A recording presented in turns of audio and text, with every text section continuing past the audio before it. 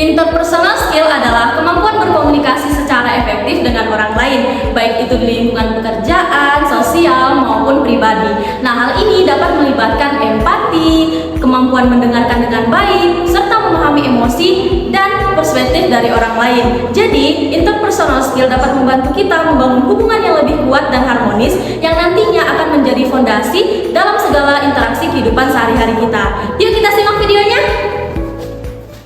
Guys, aku mau cerita, rasanya bingung banget deh buat bagi tugas sekarang. Antara bagi buat ngerjain tugas kuliah, apalagi buat tugas proyek dari organisasi. Rasanya waktuku tuh kepake banyak banget buat kegiatan ini.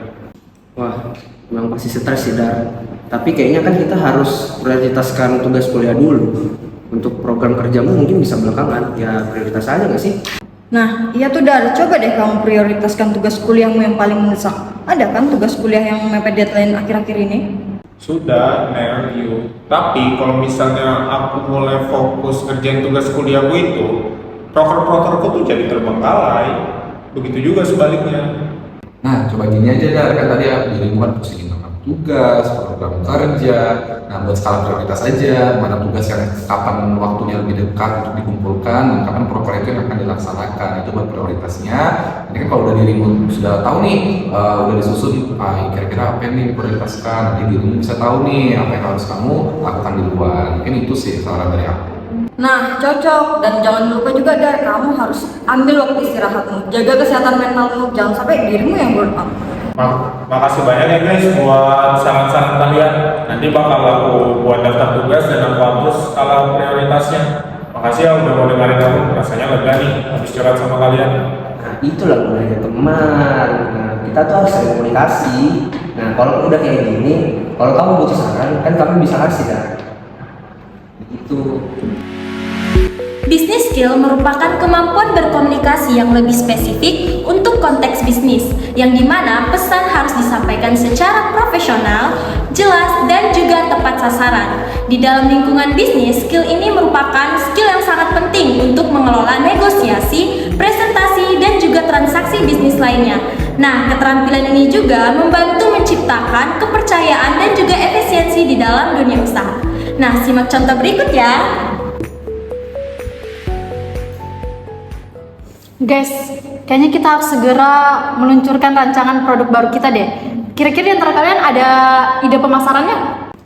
Iya, nah kita bisa mulai dengan membangun hype nih di media sosial, misalnya kayak bikin teaser coming soon nih, kalau produk kita nih bakal segera diluncurkan, atau kita bayar konten kreator buat bikin drama di media sosial. Terus setelah orang-orang heboh, kita juga bayar akun-akun posting informasi gitu buat ikut meliput peluncuran produk baru kita. Jadi supaya exposure produk baru kita nih meningkat gitu. Nah, setuju. Kita bisa buat konten yang menarik nih. Mungkin dengan konten menarik itu bisa mendatangkan perhatian sebelum kita resmi rilis. Jangan lupa juga kita harus pikirkan tentang anggaran yang akan kita keluarkan. Kita harus pikirkan nih berapa banyak yang bisa kita investasikan untuk iklan dan promosi. Ya, penting banget. Kita harus menentukan target pasar kita juga. Siapa yang akan menjadi konsumen utama kita? Nah, yang perlu rekan-rekan semuanya ketahui, kita itu juga harus melakukan riset pasar. Misalnya, kayak kita mengamati usia berapa saja yang membeli produk kita, kemudian juga bagaimana kebiasaan mereka membeli produk kita, dan juga produk apa saja yang mereka beli nih, produk skincare apa saja yang mereka beli, itu juga kita harus perhatikan. Jadi riset pasar itu penting sekali untuk kita lakukan. Setelah kita tahu nih siapa target pasar kita, mungkin kita bisa sesuaikan antara produk dan juga kemasan agar lebih menarik nih bagi mereka. Betul itu. Selain itu juga kita harus menyiapkan strategi untuk feedback dari konsumen. Misalnya nih kita buat semacam survei yang kita lakukan setelah produk kita tuh diluncurkan di pasar. Jadi dari hasil survei itu kita bisa tahu si konsumen ini tuh suka kah atau tidak dengan produk kita. Itu ide bagus. Dengan adanya feedback, kita dapat memperbaiki dan meningkatkan penjualan. Tapi kita harus menentukan timeline untuk semua ini. Mengenai hal itu, sudah sebaiknya kita rencanakan semuanya secara detail. Bagaimana? Boleh.